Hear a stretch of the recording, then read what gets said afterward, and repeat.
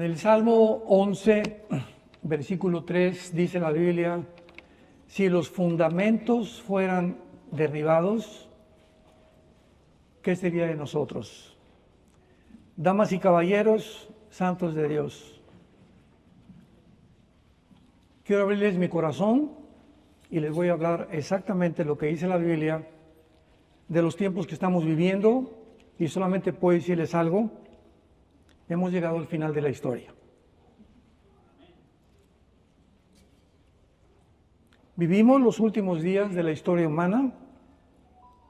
No hay duda alguna, no sabemos el día y la hora cuando venga Jesús por nosotros, pero nos encontramos en la última generación. Cuando Jesús dijo en Mateo 24, 32 en adelante: miren la higuera, que fue una parábola, ya después de todas las señales que él dio, culminó con la higuera, diciendo: cuando sus hojas están verdes, ustedes saben que el verano se acerca. En verdad les digo que no pasará una generación, o la generación que vea a la higuera renacer, sin que todo esto acontezca. Esta higuera sabemos que es y ha sido la nación de Israel. Israel está representado en la Biblia como una higuera, como una vid y como un olivo. Y cada árbol representa una fase diferente de la nación de Israel. La generación de Jesús no pudo haber sido la que él estaba hablando, porque en el año 70 Jerusalén fue destruida. Y estas señales no se han cumplido, no ha habido las guerras mundiales hasta el siglo pasado. Así que esa generación que Jesucristo dijo que sería la última, es aquellos que hemos visto el renacimiento de la nación de Israel el 14 de mayo de 1948. Somos nosotros. No sé cuánto nos queda, 1 año, 2 años, 3 años, no lo sé. Putin acaba de invadir Ucrania y conmovió y sacudió al mundo de una forma tremenda. El presidente Xi Jinping de China amenaza con invadir Taiwán, donde se fabrican el 70% de los chips del mundo entero. Israel fue atacado el 7 de octubre del año pasado por más de 1.600 terroristas palestinos y civiles palestinos. Mataron a más de 500 jóvenes, metieron al horno enfrente de ellos a los bebés de 6 meses de nacidos. Les cortaron la cabeza enfrente de sus papás, a sus hijos, quemaron sus casas, a las mujeres embarazadas les abrieron el vientre, les sacaron el bebé. Todo esto lo comparto con el corazón en la mano. Fue una masacre sangrienta, demoníaca, satánica, que simplemente nos muestra a qué grado pueden llegar los poderes del mal a actuar. E Israel, después de 1948, ha experimentado 4 guerras. La del 48 la ganaron, la del 56 en el canal de Suez la ganaron, la del 65 en del 1 al 7 de junio del 65, la guerra de los 6 días la ganaron, la del 73 Yom Kippur la ganaron, y de ahí en adelante un terrorista llamado Yasser Arafat decidió como maestro a Husseini, que fue el nazi, porque era uno de los padres del Islam en 1930-35, que se unió al nazismo para, después de la Segunda Guerra Mundial, continuar buscando el exterminio de la nación de Israel. Y tenemos 1 o 2 semanas donde Irán manda aproximadamente 180 cohetes. Irán nunca en la vida había atacado directamente a Israel, jamás. Siempre a través de Hamas, Hezbollah, los Yutis, Al-Qaeda, ISIS, los talibanes. Irán es la nación número 1 en el mundo terrorista. Y hasta hace 2 o 3 días manda 180 misiles, ya no cohetes, misiles a Israel. En estos días se va a decidir una guerra nuclear. Estamos aquí en la Ribera Maya, pero nadie está consciente de lo que está pasando. Y Jesucristo lo dijo como en los días de Noé: comerán, beberán, se darán en casamiento. Y Noé: arrepiéntanse, el Señor viene, arrepiéntanse. Y de repente se cerró las puertas del arca, la cerró Dios, Y de ahí en adelante venían la gente, ábrenos, ábrenos, ábrenos. Cuando comenzó a llover, era demasiado tarde, porque dice la Biblia, cuando oigas su voz, arrepiéntete. Damas y caballeros, nos encontramos tal vez en la última generación y es importante, todos nosotros, quiero comenzar con este mensaje, con las convicciones que un matrimonio debe de tener. Ninguna casa puede sobrevivir con cimientos falsos. Jesús también, ¿se acuerdan de la parábola que contó? Una casa fue construida con arena y vinieron los vientos, las lluvias y se derribó la casa. Y otra casa fue construida sobre la roca, vinieron las lluvias y los vientos y la casa se sostuvo. Estamos viviendo nosotros en este preciso momento, porque este año del 2021, este año 2024, del siglo XXI, este año se resuelve el futuro del mundo. ¿Me escucharon? Se viene una tempestad sobre el mundo como no nos imaginamos. La guerra en Estados Unidos van a hacer lo imposible por matar a Trump. De ninguna manera van a permitir que él gobierne. El mundo entero está en contra de él. Los multimillonarios que invierten en Ucrania no les conviene que pare la guerra porque es el negocio de los siglos la guerra. El Foro Económico Mundial no le conviene que Trump venga porque inmediatamente va a poder meter freno a toda la ideología de género, a los abortistas y a todo el movimiento socialista y comunista que está permeando el mundo entero. Una vez me preguntaron hace poco en una conferencia que estuve en Estados Unidos, ¿podría usted, eran bastantes líderes, podría darnos un consejo a los pastores sobre por quién votar? Y se los digo claramente en 2 o 3 minutos a ustedes también. Esto fue lo que les contesté. Muchos me decían, es que Trump está muy feo y tiene una cara muy orgullosa, parece Rottweiler, me dijeron. Y además tuvo un pasado X, etcétera, etcétera. Y les dije algo, cuando nosotros votamos vamos a madurar. Cuando nosotros votamos, nunca votamos por la persona, votamos por la agenda que esa persona representa. Porque si quieres votar por alguien carismático, Barack Obama era una persona súper carismática. Y no había una persona que más daño le haya hecho a Estados Unidos que Barack Obama. El presidente actualmente, Joe Biden, es discípulo de Barack Obama. Y nunca un gobierno en Estados Unidos, jamás cuando dijo Obama, Estados Unidos es el primer presidente que lo dice, no es una nación cristiana. Entonces, vamos a votar por la agenda que traen. Entonces, Trump está a favor del matrimonio, está en contra de la ideología de género, está a favor de la familia, está a favor de sacar, dijo, este país no puede ser socialista, está en contra del globalismo, etcétera, etcétera. Está en contra de la Agenda 2030, que es la que está gobernando el mundo. Por el otro lado, los demócratas, ¿qué agenda tienen? ¿Verdad? Acaban de decir que a un niño cuando nazca, aún al mes de nacido lo pueden matar. Acaban de establecer claramente que los transgéneros, ¿verdad?, se van al cielo y que a los niños se les tiene que enseñar, como en el estado de California ahorita, que a los 12 años, escuchen, en California, a los 12 años, un niño pierde la patria potestad. Los padres pierden la patria potestad. El gobierno puede llegar a los 12 años, agarrar a ese niño a Panchito y se lo lleva el gobierno y los papás no pueden hacer nada, lo mismo que en Canadá. Estamos en un mundo muy desarticulado. Ahora, bueno, me decían en Estados Unidos, pero es que Trump va a sacar a los migrantes. Bueno, ¿qué es lo que esperas, verdad? Esa es una publicidad que han hecho demasiado grande porque lo que él quiere es que la persona que entre a Estados Unidos entre legalmente, pero los que están adentro va a sacar a aquellos que se consideran que han tenido 3 o 4 ofensas dentro del gobierno. Pero tienen un miedo tremendo, entonces como va a sacar a los migrantes, voy a votar por otro partido. Entonces, ¿cuáles son tus convicciones? ¿Cuáles son tus convicciones? ¿Votas porque te convenga o votas porque realmente amas a Dios y quieres tú que este libro que se llama la Biblia continúe siendo predicado en el mundo entero? Vivimos un mundo tan difícil, tan complicado y tan desarticulado. Ustedes no se imaginan, hermanos en Jesús, ustedes no se imaginan los correos que nos llegan.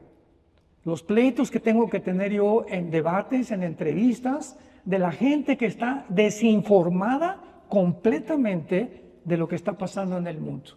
Y todo se debe a que este libro está siendo abandonado.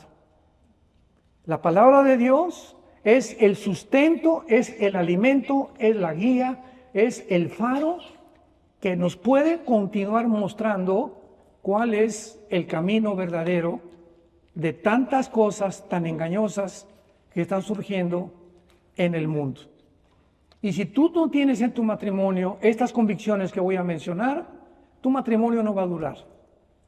Porque repito, si tú no construyes tu matrimonio sobre la Biblia, no tienes garantías de sobrevivir.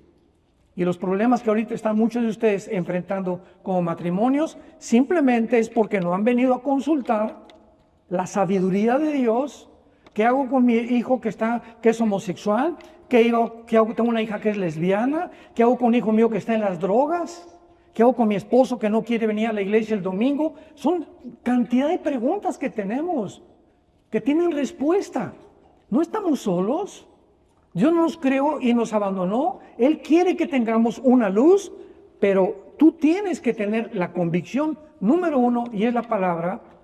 Apúntalo, por favor. La primera convicción es que tú tienes que tener que la Biblia es la palabra inspirada, inerrante, inefable y la autoridad final para tu vida. Cualquier decisión que tú vayas a tomar en la vida, no le preguntes a la doctora Corazón, no le preguntes a un psiquiatra, no le preguntes a tu suegra si no es cristiana, no le preguntes a ningún médico, por más famoso que sea. Por el amor de Dios, ahora son los artistas de cine los que dan su opinión sobre por quién votar. Taylor Swift vota por Kamala Harris y ahí van la borregada porque es famosa Taylor Swift. Así está el mundo de loco. En México tenemos gobernantes que eran jugadores de fútbol. O sea, es un mundo completamente al revés.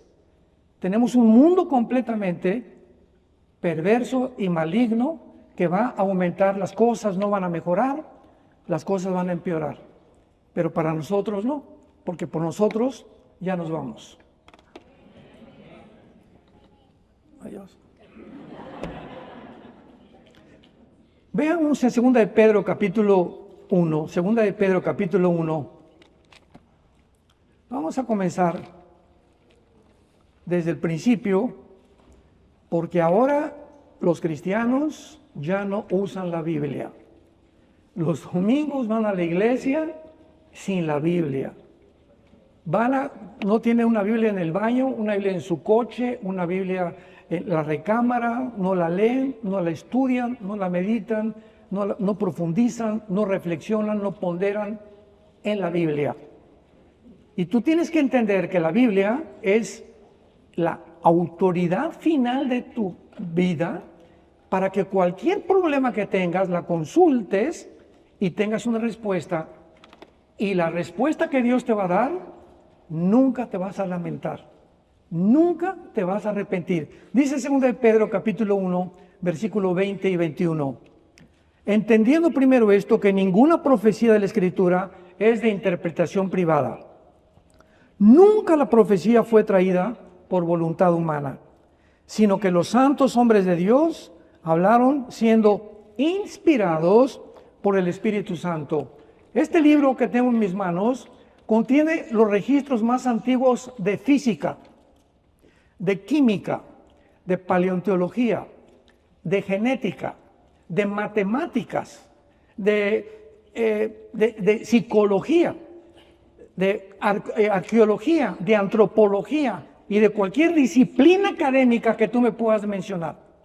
Yo recuerdo cuando comenzábamos a ir a las universidades en México en los 80s, 90s, que antes de llegar, pero es que, ¿usted qué es lo que viene a la conferencia?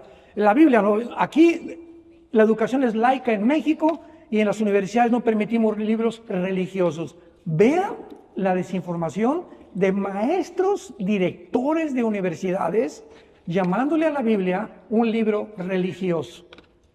porque para ellos religioso es hablar de Dios. Y yo les dije, oye, espérame tantito, el comunismo es una religión. El socialismo es una religión.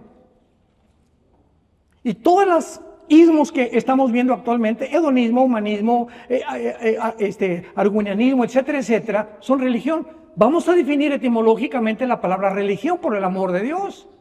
Si queremos tener un debate y hablar con alguien, vamos a definir las palabras. Es un principio en la oratoria y para defender la fe. ¿Qué es una religión?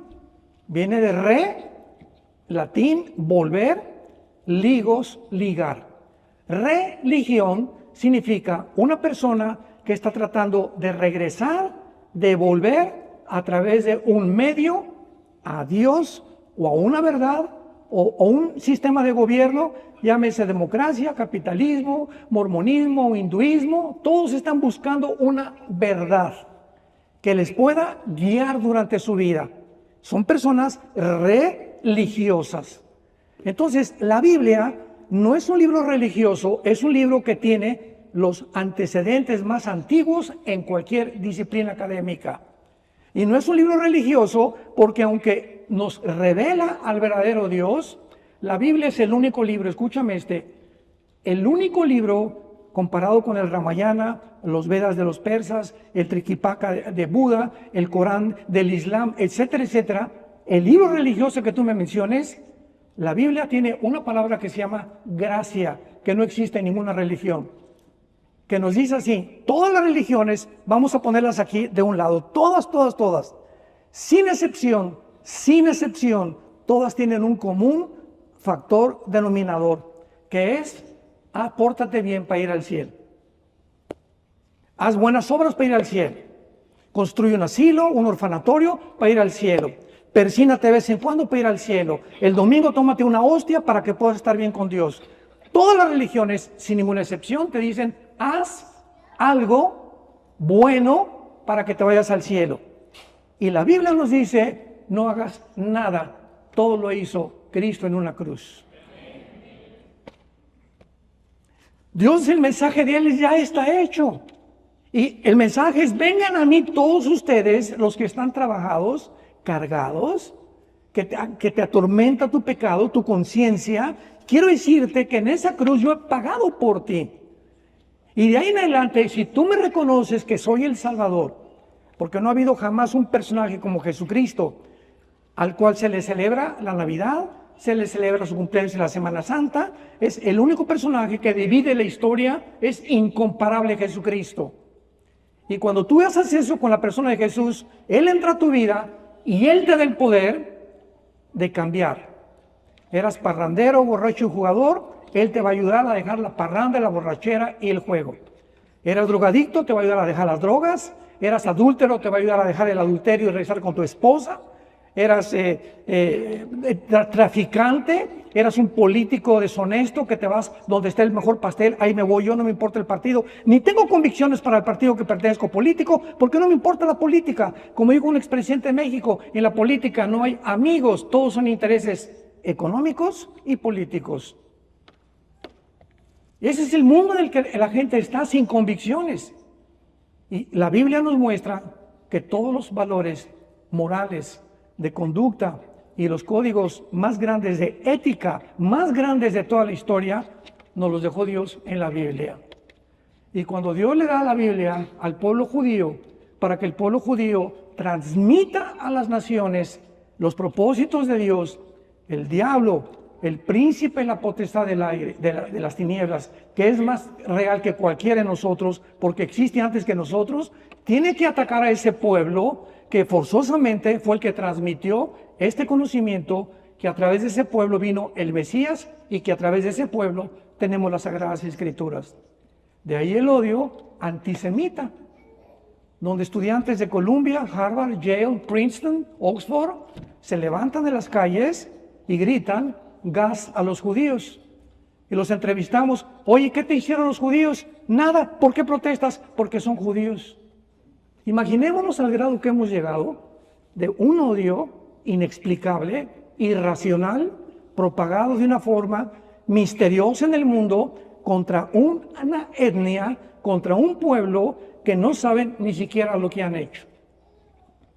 La Biblia, cuando dice que es inspirada por Dios, es la palabra pero, que significa mover, e inerrante significa que Dios sopló dentro de Abraham, dentro de Moisés, dentro de David, dentro de Salomón, de Malaquías, de Judas, de Judas, el de la epístola, no Judas Iscariote, de Mateo, etcétera, etcétera. Dios sopló sus pensamientos, y los hombres que escribieron la Biblia, escúchenme por favor, señores intelectuales que nos visitan o que nos ven por la televisión, porque no me importa que tengas 3 doctorados en física, en ciencias políticas, te estrellas contra la Biblia.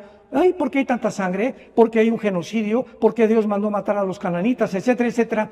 Todas estas preguntas tienen un problema muy grande, que tu mente limitada, finita, no puede comprender los pensamientos de Dios.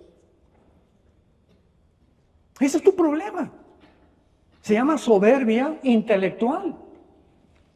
Entonces, al tú no comprender, te enojas contra Dios. ¿Y por qué Dios manda que se mueran los niños? ¿Y por qué las guerras? ¿Y por qué permitió el holocausto judío en 1939 al 45, etcétera, etcétera? Y toda esta índole de preguntas que nadie te las puede responder. Esto es lo más irónico de todo. Vienen con nosotros los cristianos. Nadie le va a preguntar a un ateo, oye, dime el origen del mal. No, ellos, los ateos, he tenido muchos debates con ateos, su principal argumento es ese: ¿por qué Dios permite el mal? Si Dios es bueno, ¿por qué permite el mal? Sin entender los pensamientos de Dios, ni por qué Dios permitió que entrara un universo con criaturas que pudieran tener la elección de escoger entre el bien y entre el mal. De otra manera, hubiéramos sido robots. Y cuando Dios se arriesga a darle a las criaturas creadas la libertad de escoger, no se hace responsable Dios de ellos. De ahí en adelante, todas las cosas que vienen y que hemos provocado, guerras, violencia, violaciones, crímenes, secuestros, son de nosotros, no de Dios. Y va a haber una responsabilidad que tú vas a pagar por ellas tarde o temprano, si tú no te arrepientes de tu vida. Entonces, Dios sopla estos pensamientos y comienzan los hombres de Dios a escribir la Biblia. Un ejemplo, el rey David, 1000 años, apúntalo, 1000 años antes de Cristo. Salmo 22, apunta el Salmo 22. En el Salmo 22 encontramos las palabras que Jesucristo iba a decir en la cruz 1000 años después. Comienza así el Salmo 22. Dios mío, ¿por qué me has desamparado? Leí, lama sabactani. Comenzó Jesús en arameo a gritar: Padre, Padre, ¿por qué me has abandonado? Elí, lama sabactani. Más adelante el Salmo 22 dice: horadaron mis manos y mis pies. Sobre mi ropa echaron suertes. Mi corazón fue como la cera. Y comienza a describir David, sin saber él lo que él estaba escribiendo: la crucifixión, los dolores, los sentimientos, las emociones que Jesús desde la cruz iba a padecer 1000 años después.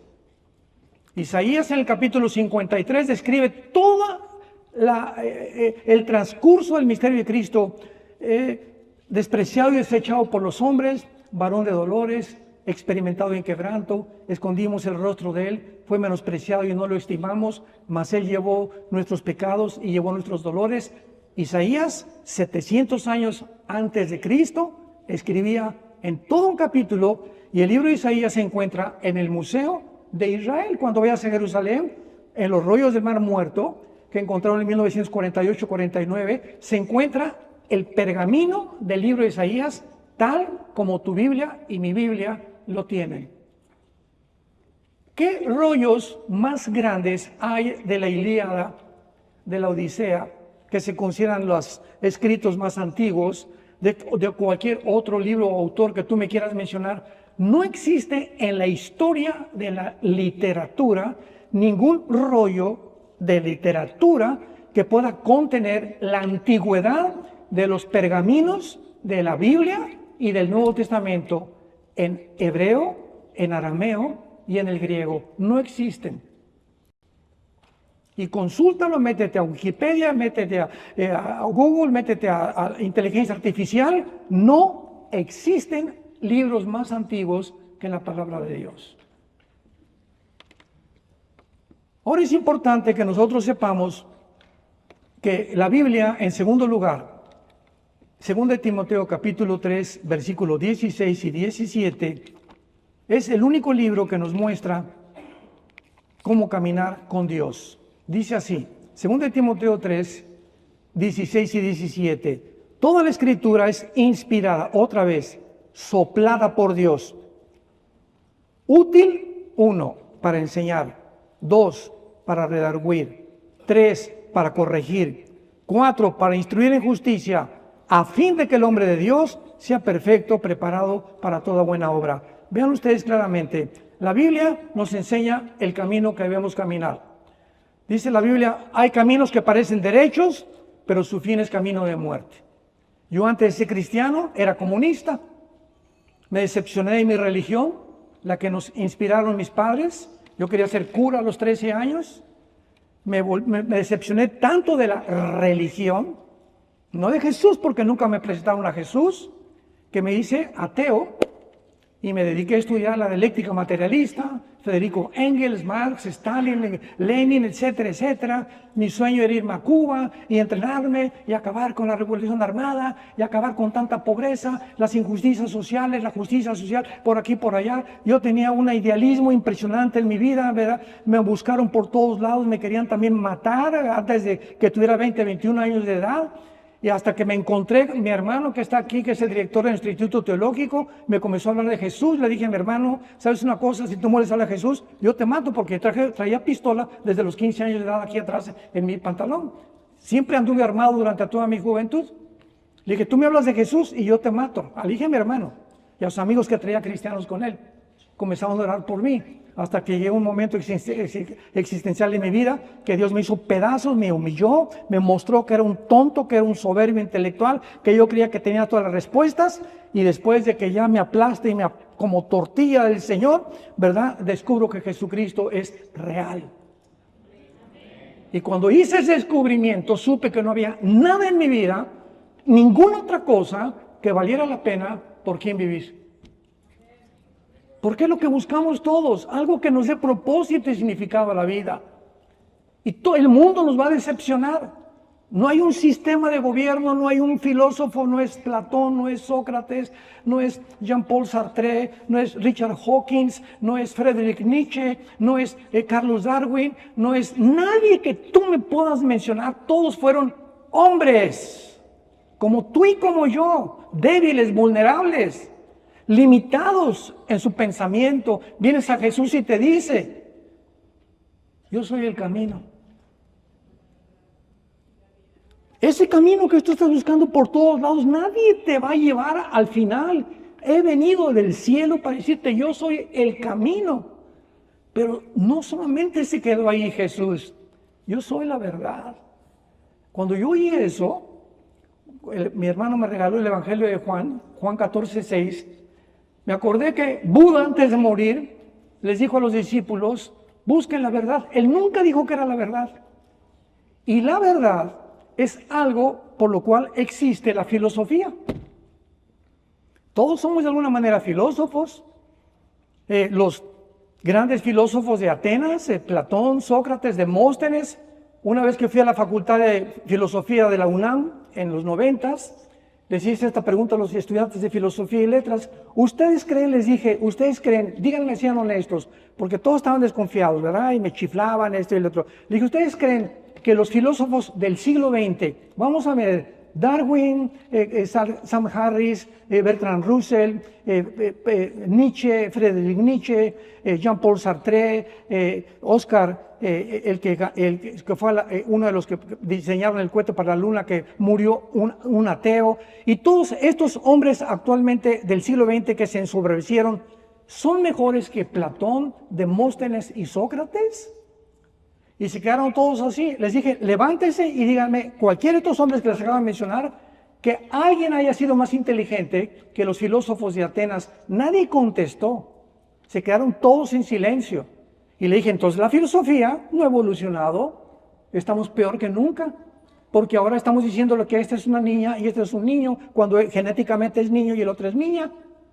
Y cuando la ciencia llega al punto, ya la filosofía, ya dejémonos de eso, cuando la ciencia llega a decirte, es que hay que enseñarles a los niños de 6 o 7 años que pueden cambiar de sexo, y que 2 hombres se pueden casar y que 2 mujeres se pueden casar y se les da el permiso constitucional y oficialmente de tener hijos, es cuando el mundo está podrido. Ya no se puede llegar a tanta perversión. Las Naciones Unidas, escúchenlo, las Naciones Unidas legislan la pedofilia en febrero del año que entra. Permiso para violar a los niños. Más perversión no puede haber. Dice la Biblia, la Escritura nos es inspirada por Dios para que podamos nosotros saber qué camino andar. Nos enseña. Número 2, nos redarguye. O sea, venimos en la Biblia caminando y de repente algo está en mi casa, algo está mal con mis hijos, algo está mal en mi trabajo, un negocio que no me deja dormir, etcétera, etcétera. ¿Qué está pasando en ese momento? Perdí la paz. De repente, cuando ya no sabes qué hacer o qué decisión tomar o te quita el sueño, significa que algo ha entrado a tu vida que está impidiendo que tomes la correcta decisión.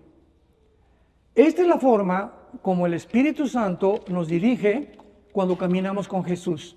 Nos promete que si nos salimos del corral, el pastor va a ir por nosotros y pao, por las buenas o por las, dice el Salmo 32, te haré entender el camino que debes andar. Qué promesa más maravillosa, nos redarguye, nos convence. Y la Biblia me dice, lo leo, estás mal, Armando. Hoy le gritaste a tu esposa de una forma que no debiste haberlo hecho. Pero es que ella, no, cállese y ínquese. Y vas a pedirle perdón a Dios, me dice el Espíritu Santo. A tu hijo, le hablaste, te hubieras sentado con él, te hubieras ido al cine con él, te hubieras ido a jugar boliche con él. Tienes 3 meses o 4 meses que no vas con tu hijo a ningún lado. A tu esposa ya no platicas con ella, ya se acostumbraron, viven juntos, pero divorciados emocionalmente. Ya no hay nada entre ustedes. ¿Por qué? Porque no vienen a consultar qué quiere Dios para su matrimonio. Y se vuelve un matrimonio religioso. Como las personas religiosas que van el domingo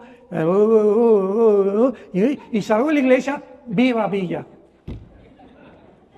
Y entramos a la iglesia, shh, así nos enseñaron, aquí está Dios.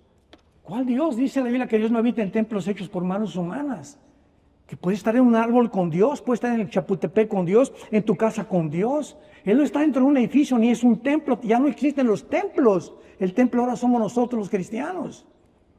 Y todas estas verdades, dice la Biblia, es porque las Escrituras nos hacen sabios para la salvación. Y en tercer lugar, en Colosenses capítulo 2, versículo 8, la Biblia nos advierte el grandísimo peligro del mundo de las ideas. Cuando tú tienes un plan, por ejemplo, Carlos Marx y Federico Engels se juntaron en 1854-55, hicieron el Capital, etcétera, etcétera, y planearon una solución, una idea, para acabar con los problemas del mundo. Marx lo percibió de esta manera con Engels, y ahí se quedaron porque pasaron casi 80 años hasta que Lenin llevó a cabo la práctica de lo que estaba en el libro del Capital. Y dice Carlos Marx, mire, el problema está en que la clase del proletariado está oprimida, explotada por la clase burguesa, o sea, los ricos y los pobres. O sea, yo veo, dice Marx, una lucha de clases. Hay una confrontación y hay un desequilibrio y una falta de equidad entre unos y en otros. Solución: si la clase proletariada derriba a la clase burguesa y le dan un pinochetazo, un golpe de Estado, y la clase a través del capital y del comunismo se reparte el dinero, vamos a traer una solución al mundo. Bueno, ahí se quedó sembrado estas ideas marcianas, ¿verdad? Para no llamarle de otra forma. 1923-17 viene la revolución bolchevique con Nikolai Lenin, Y Lenin pone en práctica precisamente la ideología, viene la palabra ideología, filosofías, todas son ideas de hombres de llevar a la práctica el comunismo. Y Lenin descubre algo: esta doctrina es beneficiosa para los que están arriba, porque son los que van a salir beneficiados. Es una utopía, es una falsedad de que si alguien derriba a los ricos o les quitan el poder, se va a repartir la riqueza. Y el más grande ejemplo es Cuba. Mao, China. Rusia con José Stalin. 150 millones esta ideología produjo hasta que en 1991 Gorbachev dijo: Virgen del Socorro, ¿qué hemos hecho? Y el presidente Ronald Reagan le dijo: derriba el muro de Berlín. ¿Por qué van a dividir ustedes a una nación, unos de un lado y otros del otro, familias y parientes, solamente para inspirar su doctrina y llevar a la práctica su doctrina? ¡Qué equivocados están! Y en 1991, Gorbachev le dice al Papa Juan Pablo II: hemos fracasado, el comunismo es imposible de poder llevarlo a cabo sin la explotación y la muerte de miles de personas. Porque cuando alguien se quiera rebelar, no tenemos más que el poder de control a través del miedo. Y no nos conviene educar a la gente, la tenemos que mantener ignorantes, porque mientras más cultos, más peligrosos. Entonces, vamos a sobajar lo que más podamos a los pobres y mantener a los pobres y decirles que les vamos a dar esto, que les vamos a dar por aquí, por allá. Se llama la doctrina populista. Y a los ricos los vamos a sacar por un ratito, como no, esto y el otro. Y sabe una cosa, que en el cuarto o el quinto piso de la agenda social de 1995 que hicieron en San Paulo, Brasil, que estaba Chávez, que estaba Lula, que estaba todos los líderes comunistas de Latinoamérica, planearon claramente esto. En el cuarto piso viene la expropiación. Y a los ricos les vamos a quitar sus fábricas, sus empresas, y papá gobierno, el pastel para ellos. ¿Me van siguiendo? Pero mientras tanto, se ofrece al pueblo, ¿verdad?, beneficios, esto y el otro. No es cierto, no es cierto, no es cierto, porque el ser humano es perverso y maligno desde su nacimiento. Hemos nacido en pecado. Salmo 51, versículo 9. En pecado fuimos creados. Si Marx hubiera conocido la naturaleza humana, si Freud hubiera conocido la naturaleza humana, nunca hubieran apelado a la psicología, a un sistema de gobierno. No hay nadie que pueda cambiar al ser humano. Y nos encontramos al borde de una tercera guerra mundial. Estamos ya al borde de usar las armas nucleares. ¿Y dónde están los sistemas de gobierno que nos prometieron que iban a salvar el mundo? ¿Dónde está Klaus Schwab, tu padrino? Director del Foro Económico Mundial, el alemán nazi, que dijo hace 6 meses con Noah Harari, que es su consejero: Cristo no existe, la Biblia son puras patrañas, tenemos la solución, vamos a crear una super raza de humanos. Porque ahora, si somos evolucionados, es el momento, con la genética que tenemos y la inteligencia artificial, vamos a usarla para subir y evolucionar. Es el tiempo de evolucionar, porque somos evolucionados, tenemos que evolucionar y estamos estancados. Ahora vamos a usar la inteligencia artificial y la genética, cambiando el género de los niños a las niñas, de las niñas a los niños, y a través de la inteligencia artificial la vamos a convertir en la diosa del siglo XXI. ¿Dónde está el Foro Económico Mundial? Acaba de renunciar Klaus Schwab, surgió este hombre Harari, que es un hombre completamente desequilibrado, de acuerdo a Jordan Peterson, que es un psicólogo clínico, es la persona más desequilibrada mentalmente, y son los directores que unen ahí en Davos, Suiza, cada año a todos los intelectuales y a todos los filósofos y a todos los expresidentes para planear qué vas a comer el año que entra. ¿Cómo vamos a vestirnos? La pandemia, ¿quién creen que la dirigió? Fue una orquestación impresionante en el mundo de la pandemia, que no fue pandemia, y todo fue planeado para matarnos, para eliminar la quinta población del mundo, como dijo Bill Gates en el 2015, públicamente. El mundo tiene que ser reducido a una cuarta parte para poder sobrevivir. Ahí están sus soluciones, esas son sus ideas, no son dioses. Pero nos dejamos a Dios a un lado y lo sacamos de la ecuación y creemos que tenemos la capacidad de resolver nuestros problemas, que van mucho más allá de la capacidad humana para poder resolverlos. Nos encontramos al borde de otra guerra mundial. Con todos estos payasos, ¿verdad? Porque no tienen otro nombre, de creer que ellos son dioses, la soberbia, y han creído la mentira de la serpiente del huerto del Edén. Serán como dioses.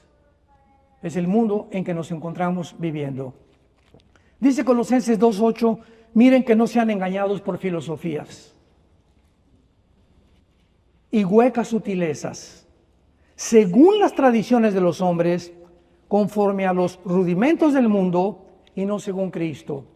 La palabra filosofía significa amor a los pensamientos, amor a la sabiduría, amor al conocimiento.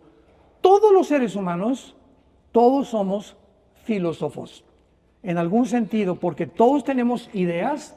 El ranchero tiene sus ideas, y yo salgo en la mañana y siembro, y mi maicito, y como, ¿verdad? Y su vida es guiada por lo que le han enseñado ahí, ¿verdad? Esas son sus ideas, y él sigue esas ideas porque esa es su filosofía. Yo voy a seguir sembrando y él ahí es feliz. La otra persona dice, es que yo soy homosexual y yo estoy contento con atraerme con los hombres, y entra ese pensamiento tan intensamente dentro del ser humano que le abre la puerta a espíritus, entidades espirituales, para convencerme que no soy hombre, que soy mujer. Y como le digo yo a un grupo de homosexuales hace algunos meses, si tu cuerpo te dice que tú no eres realmente hombre, checa con tu genetista, papacito, que te diga si tienes el cromosoma Y, y si tienes el cromosoma Y, eres macho camacho. Pero si eres macho camacho genética y biológicamente, y tú dices que no lo eres, tú tienes un problema mental. Es un problema mental, no es un problema físico. Y ya aceptaste en tu mente que se hizo una poderosa fortaleza y ya has llegado a convencerte que no eres lo que Dios te creó. ¿De dónde vienen todas esas cosas? Ideologías, ideas de los hombres. Mirad que nadie los engañe por medio de filosofías según las tradiciones de los hombres. ¿De dónde viene la idea que tú tienes? Que los marcianos, que los ovnis. El doctor Crick, escuchen esto, el descubridor con el doctor Watson en 1954 de la molécula del ADN, el ácido desoxirribonucleico, que fue el descubrimiento más grande científico del siglo XX, de acuerdo al presidente Clinton, que colaboraron con el doctor Franz Collins, que fue el director del proyecto Genoma Humano, y determinó el doctor Crick. Escuchen esto, el laureado y reconocido doctor Crick dijo, ¿de dónde vinieron? Le preguntaron, la raza humana, y dijo, los extraterrestres sembraron semillas y nosotros crecimos aquí. ¿Cómo puede un hombre ser tan inteligente en un área de la genética y estar completamente alrevesado, desarticulado, locamente, espiritualmente y racionalmente? ¿Cómo puede ser? ¿Cómo puede existir una descompensación tan grande en un ser humano? ¿Cómo puede ser un hombre como Alejandro el Magno, el más grande conquistador, las falanges que él hizo, en la Biblia aparece como un leopardo en Daniel capítulo 7 y 8 de Alejandro el Magno? ¿Cómo es posible que este hombre tan joven, en casi 10 años, conquista el Asia, la India, etcétera, etcétera? Y él fue un hombre tan descompuesto de una forma en su carácter que acaba en Babilonia, que es actualmente Irak, con una sobredosis de hashish y homosexualmente. Tarde o temprano, el ser humano, cuando le dice a Dios, gracias, me hiciste inteligente. Oye, Hitler fue un hombre inteligentísimo, diabólicamente. Pero la inteligencia que Dios le dio y la sabiduría que Dios la usó para el mal. Alejandro el Magno la usó para el mal. Lenin la usó para el mal. Todos esos hombres, no podemos... Friedrich Nietzsche, qué filósofo más tremendo. Casi todos los libros de Friedrich Nietzsche eran de mi cabecera. El Zaratustra, Dios está muerto y muere el loco homosexual a los 40 años y lo encierran en un psiquiátrico y muere el loco, el padre del ateísmo del siglo XX. Yo cuando leí toda la vida de estos hombres dije, Dios mío, estos son mis héroes. Y me encuentro con Jesús. Yo soy el camino, la verdad. La verdad, la verdad. Lo que todos estamos buscando, así es. Y nos dice la Biblia, los seres humanos no tienen, no conocen ni buscan la verdad. Cuando Jesús estaba ante Pilato, le dijo Jesucristo a Pilato, todo aquel que oye mi voz y da testimonio de la verdad, me sigue. Porque he venido para dar testimonio de la verdad. ¿Quién es la verdad? Jesucristo. ¿De veras es la verdad? Voy a devorar lo que dijo Jesucristo. Voy a leer sus evangelios todos los días. Voy a compenetrarme con su espíritu. Voy a seguir sus pisadas. Y cuando comienzo a abrazar a Jesús y comienzo a seguirlo, descubro que mi matrimonio comienza a funcionar. Comenzamos los dos ya a agarrar el camino verdadero. Porque el enemigo más grande del matrimonio, ustedes saben cuál es. El ego. El matrimonio es dos extraterrestres casados. 100% diferentes. Vamos a hablar de esto en la semana. Completamente diferentes en la manera de pensar, la manera de percibir, la manera de actuar. Y más que nada, que ellas hablan más que nosotros. Ahorita que venimos entrando, a mi esposa no le falla, le digo, por favor, mi amor, vente, vamos a sentarnos rápido. No, para platicar. Ahí digo, pues no lo hagas eso, por ahorita necesito venir aquí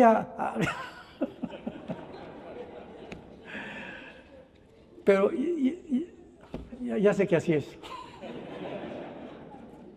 Las mujeres se despiden y están en el café a la salida, bye, se suben al carro, bye, llegan a la casa y se vuelven a comunicar. Nosotros no somos así. Y cuando el hombre entiende cómo funciona la mujer y ellas saben cómo funcionamos nosotros, ¿qué cosa pasa? Es la comprensión, el ego lo crucifico, voy a aprender a sacrificarme más por ella, a entenderla más como es y no tengo que hacerla como yo soy. Ahí está el problema. Nunca vas a hacer que tu esposa sea como tú, ni tu esposo como tú, tampoco mujer que me escuchas. Tenemos que entendernos y cuando nos entendemos cómo funcionamos, podemos mezclar y a encontrar un matrimonio bendito por Dios, porque ya no es ella, ya no soy yo, somos los dos tomando las decisiones, los dos caminando juntos, los dos siendo ejemplo a nuestros hijos, a nuestros nietos, a nuestros bisnietos, y Dios abre las puertas de los cielos y no te imaginas, no te la vas a acabar. Las bendiciones que Dios tiene para tu vida. ¿Por qué? Porque la obediencia es el único camino a Dios. Pero tú tienes que tener convicciones, tienes que convencerte que Jesucristo es real, que fue crucificado, que fue enterrado y resucitado los 3 días. No hay un personaje semejante en la historia a Jesucristo. Una vez un ateo en un programa de radio se atrevió a decirme, es que, ¿sabe una cosa? Jesucristo ni existió. Y le contesté, ¿a qué fecha estamos? Mayo del 15. ¿Desde cuándo estamos a mayo 15? ¿Desde que nació Buda? ¿Desde que nació Mahatma Gandhi? ¿Desde que nació Mahoma? ¿Desde que nació Cristo? Menso.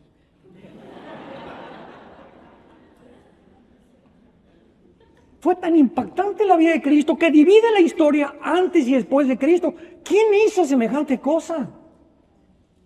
¿De qué otro personaje se celebra y se cierra el mundo? Hasta los ateos celebran la Navidad. La Semana Santa hasta les da vacaciones a todos los empleados, ¿verdad? Burócratas.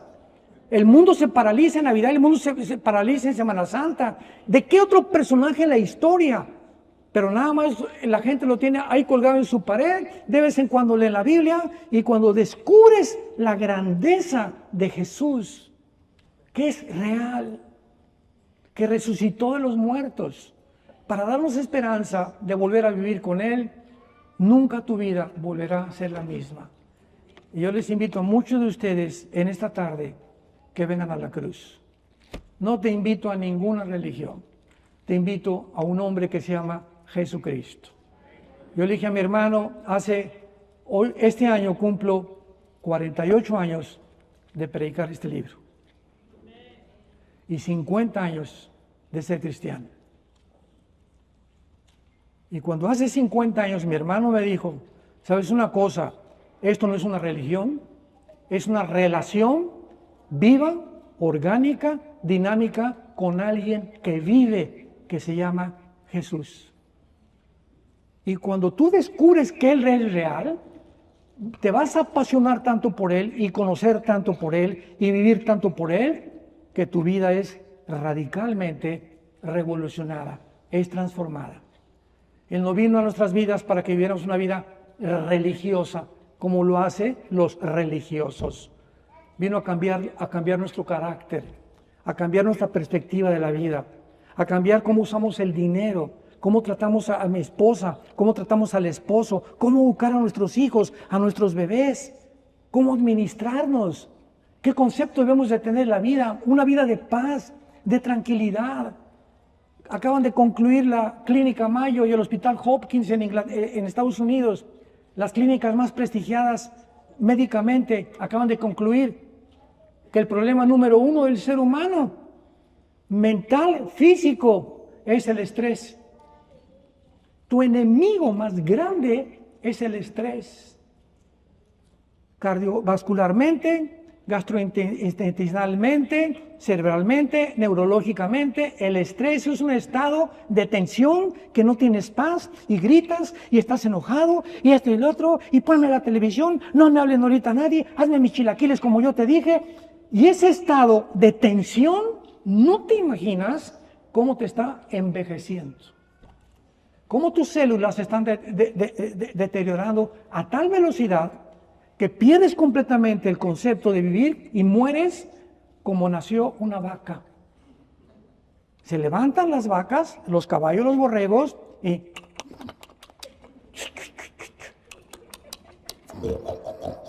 te levantas, desayunas, comes, cenas, duermes y pasan 20, 30 años de tu vida haciendo lo mismo. Y eso fue tu vida. Tus sueños se aplastaron, a lo mejor no alcanzaste la empresa que tú querías o ser el millonario que tú querías ser, pero tu vida pasó exactamente igual a la de los animales. Vean ustedes las características que Dios nos muestra al compararnos con los animales. Así dicen los Salmos, una persona que no puede descubrir en su vida y tener un camino que es Jesucristo es igual a los animales. ¿Viviste para trabajar? ¿Viviste para ser esclavo? ¿Viviste para tus ideas locas que nunca funcionaron ni nunca van a funcionar? Y el mundo llegó, a la Biblia llegó a una tercera guerra mundial. Volvámonos a Dios con todo nuestro corazón. Dios te ha hablado en esta tarde para que tú puedas reflexionar. Tu matrimonio necesita la Biblia. Necesitas una guía. Necesitas un GPS. Un piloto en el aire no puede saber el avión si va así, o si va así, o si va así, subiendo. Cuando buceas, yo recuerdo que vivimos aquí mucho tiempo en Acapulco y bajábamos con Aqualón, aquel tiempo era el Aqualón, ¿no? Todavía no había los equipos de buceo que hay ahorita, y bajé como 40 metros con mi papá, y a los 35 metros me acuerdo que no sabía yo dentro del mar si estaba yo subiendo a la superficie o me estaba yendo más al fondo. Hasta que nos enseñaron que teníamos que traer un reloj para ver exactamente dónde nos encontrábamos. Necesitábamos instrumentos. Un piloto necesita instrumentos. Ahora están los GPS que nos dicen a dónde ir. La vida necesita instrumentos y es la palabra de Dios. Tú no puedes caminar ya, no puedes seguir en la vida sin la Biblia, porque es el mapa que Dios nos ha dejado para poder enseñarnos, redarguirnos, para que el hombre de Dios sea enteramente preparado para toda buena obra. Y el Dios y Padre de Jesucristo, el gran pastor de las ovejas, por la sangre del pacto eterno, nos haga aptos a todos para que podamos hacer siempre las cosas agradables que son delante de Él.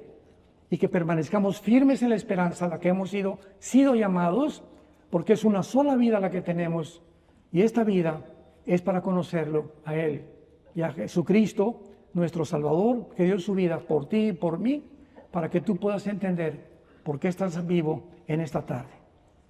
Como decía el pastor Jesse hace unos momentos, muchos de ustedes vinieron sobornados, o muchos de ustedes vinieron simplemente por agarrar a la esposa o viceversa, pero sabes una cosa, Dios tenía una cita contigo. Por lo que hayas venido, Dios necesitaba hablarte a tu corazón. Y más vale que tú te arrepientas a tiempo antes de que sea demasiado tarde. Tú puedes hoy en la noche, un embolio, un ataque al corazón, un accidente mañana, un choque en el avión, no llegas a tu casa.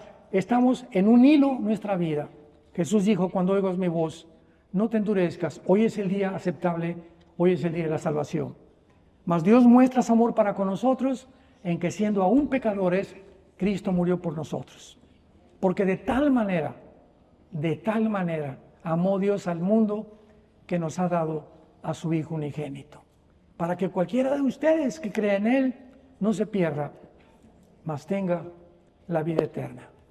¿No quisieras esta tarde decirle a Jesús en tu vida, Señor, sí te quiero conocer, entra en mi corazón, inclina tu cabeza? Bendito sea el Dios y Padre de nuestro Señor Jesucristo, que nos ha hecho renacer para una esperanza viva. La esperanza bienaventurada, la manifestación gloriosa de Jesús que viene pronto por nosotros. Te damos gracias, Jesús, Hijo del Dios Altísimo, el gran pastor de las ovejas, por la sangre del pacto sempiterno, que derramas tu vida en una cruz para que podamos nosotros vivir, no solamente en esta vida, sino también en la eternidad, junto con tu Padre, con tus santos ángeles y contigo, Jesús. Gracias por habernos traído a este lugar tan hermoso, lleno de paz, el cielo, el mar, la brisa, la comida, para que podamos tener un tiempo de reflexión. Este tiempo que tenemos es de reflexión, lejos de la ciudad, del mundanal ruido, de los negocios, de las preocupaciones, para que en esta tarde tú puedas considerar que de qué te sirve ganar el mundo si pierdes tu alma en la hora de tu muerte. ¿Qué tengo que hacer? Me preguntarás, para recibir a Jesús en mi vida. La Biblia dice, arrepiéntete de tus pecados. La palabra arrepentirse significa, cambia tu manera de pensar ya. No sigas en ese camino en el que te encuentras. Es un camino de muerte. El pecado siempre producirá tristeza, amargura, desequilibrio, desarticulará nuestra vida, nos llevará a hacer cosas que nos vamos a arrepentir a hacer porque nos hemos alejado de Él. No somos dioses, somos criaturas finitas, vulnerables, con pies de barro, profundamente necesitados de Dios. Dile, Jesús, creo que en la cruz pagaste por mis pecados, que abriste tus brazos, fuiste coronado de espinas, te pusieron clavos en las manos y en los pies, y desde la cruz exclamaste, Padre, perdónalos, porque no saben lo que hacen. Ahora ya sabemos lo que hacemos y por qué murió en la cruz. Y pídele que entre a tu corazón y dile, Señor, creo que a los 3 días la tumba no te pudo retener. Venciste la muerte. Eres el único personaje en la historia que nos puede describir y revelar qué hay después de la vida. No venimos de los animales, fuimos creados con un propósito eterno de conocerte. Te pido, Jesús, que entres a mi corazón como mi Señor y mi Salvador. Y te doy las gracias por tan grande salvación. Amén.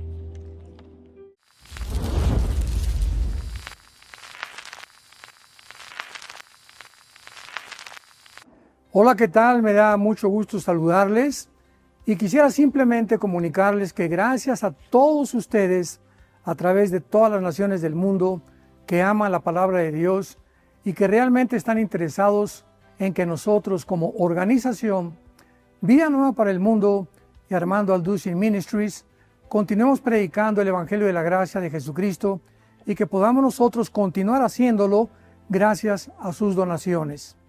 Este año cumplimos 46 años de ministerio, 46 años donde hemos predicado, hemos enseñado, hemos tenido seminarios y de diferentes formas de estudios bíblicos alrededor del mundo y hemos pensado y considerado de una forma fiel el Evangelio de la sana doctrina de Jesucristo. Nosotros, con todas estas donaciones, tenemos que sostener pastores, misioneros, obras, equipos de televisión y aún continuamos buscando la manera de poder elevar este ministerio. Hasta este momento quiero que ustedes estén enterados que no tenemos una sola propiedad como organización y así hemos trabajado durante 46 años porque le damos la importancia a la evangelización, a las misiones y también a los hombres de Dios para levantar más pastores. Le damos las gracias y que pueda Dios con su gracia tocar sus corazones y que puedan ustedes invertir en un terreno donde es fructífero, porque creemos que ha producido bastante buen fruto para la gloria de Dios. Gracias, muchas gracias por sus aportaciones y por las donaciones que sabemos ustedes continuarán haciendo para que podamos continuar siendo fieles en la predicación del Evangelio de la gracia de Dios. Que Dios les bendiga.